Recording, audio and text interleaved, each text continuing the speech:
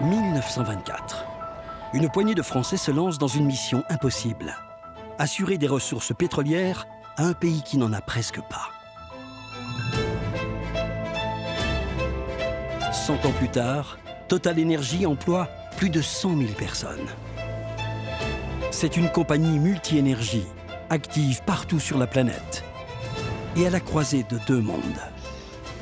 Le monde des hydrocarbures et celui des énergies décarbonées. Comment expliquer cette incroyable aventure?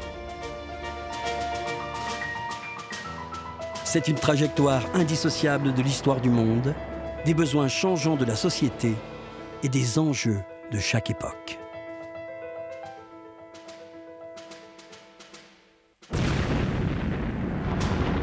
Première Guerre mondiale. Sur les champs de bataille, pour la première fois, des engins à moteur. Pour gagner, selon Georges Clemenceau, l'essence est devenue aussi nécessaire que le sang. La France constate alors son absolue dépendance vis-à-vis des grandes compagnies anglo-saxonnes pour s'approvisionner. Il lui faut maîtriser son accès au pétrole, question de sécurité nationale.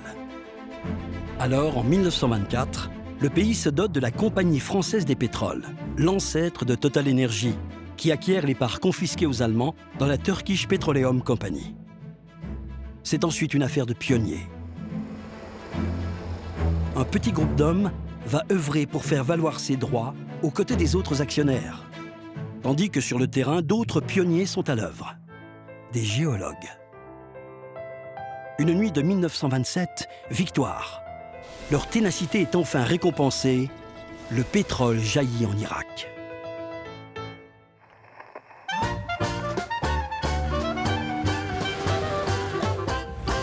Les années folles, comme on les appelle, portent bien leur nom.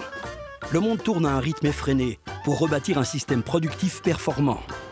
Production automobile de masse, aviation commerciale, transport maritime à grande échelle, il faut toujours plus de carburant.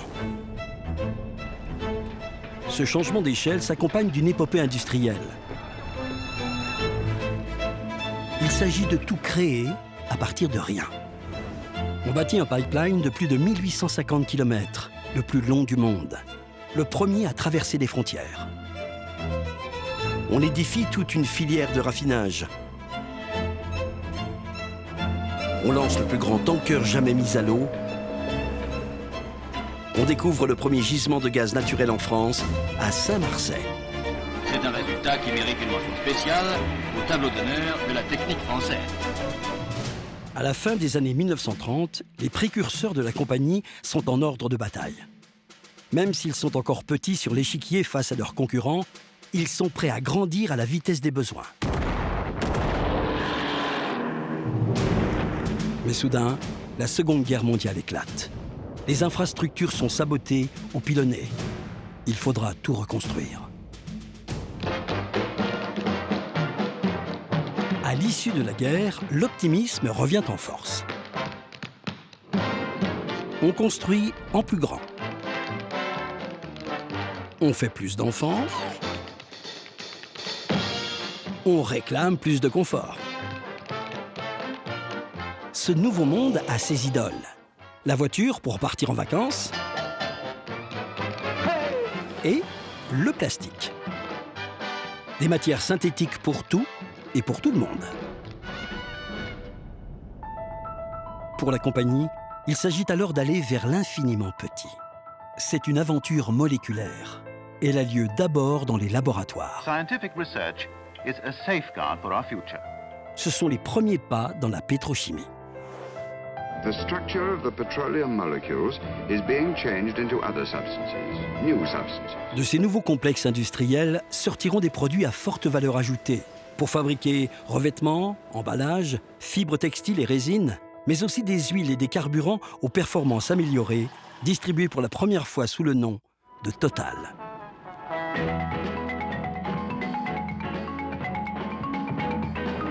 Le réseau est né. Il ne cessera de se déployer.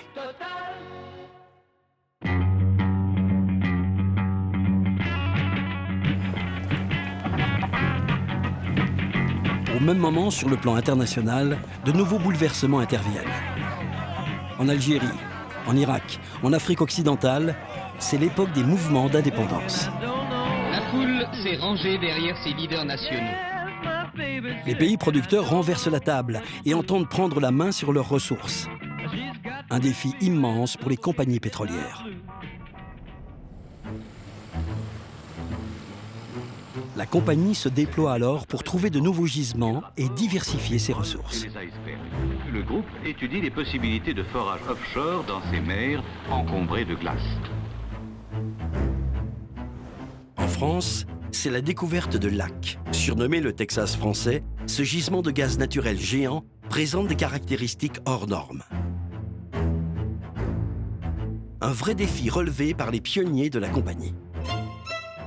Les pionniers, ce sont aussi des ingénieurs qui ont l'idée folle de refroidir le gaz jusqu'à le liquéfier. Cette usine est une des premières réalisations de ce genre dans le monde.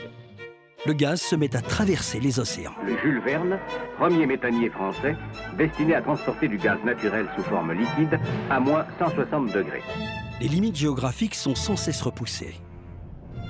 Déjà présente au Moyen-Orient, en Afrique du Nord, en France et en Amérique du Nord, la compagnie s'établit aussi en Asie et notamment en Indonésie.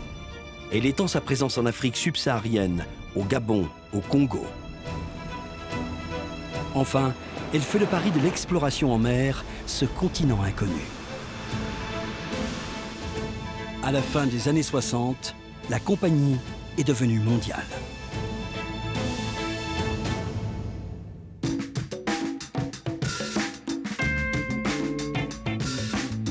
Au début des années 70, le marché de l'énergie n'est plus dominé par les majors pétrolières. Quand l'OPEP impose une hausse brutale du cours du pétrole, le reste du monde est sous le choc pétrolier. Les pénuries d'essence font leur apparition. Now, for the first time since creation, we can foresee a time when there may not be any more sources of energy for us to consume. La suite, inflation, baisse de la production industrielle, chômage de masse, c'en est fini des 30 glorieuses. La hausse des prix du baril permet de rentabiliser de nouveaux gisements dans des zones difficiles. Alors, on repousse les limites. Pour pouvoir exploiter cette nappe de gaz à plus de 100 mètres de fond, il a fallu beaucoup d'imagination, de courage. Il a fallu inventer des techniques nouvelles pour vaincre l'hostilité. En mer, navire à positionnement dynamique, forage en eau profonde, forage horizontal, soudure sous haute pression. Ingénieurs et foreurs enchaînent les premières. On exploite des gisements jusque-là inaccessibles, à l'image d'Ecofisc, Frigg ou Alwyn. Puis, ce sera l'aventure du très grand offshore. Les pionniers repoussent toujours les limites, en Angola, avec le Golden Block 17 et au Nigeria. Grâce aux innovations technologiques, les besoins sont couverts. Rien ne semble devoir limiter la civilisation des hydrocarbures.